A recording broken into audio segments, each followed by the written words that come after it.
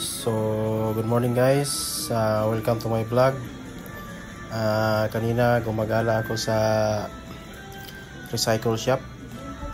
So, may nakita akong mga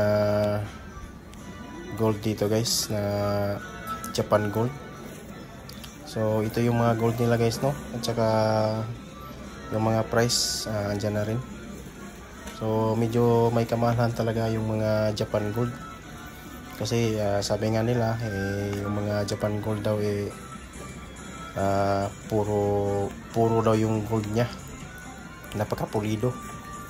So ito pala yung mga earrings nila guys, at saka yung price andyan na rin.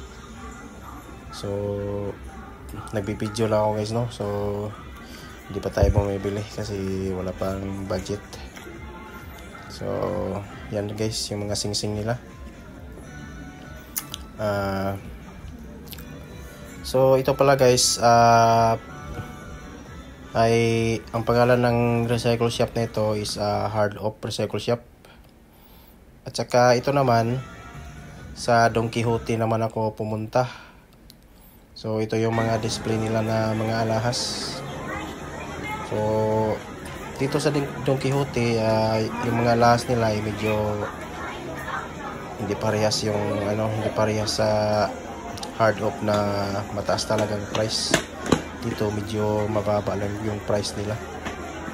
Iwan ko lang kung anong diferensya sa nila, sa gold nila dito sa Don Quijote at saka doon sa Hard Off.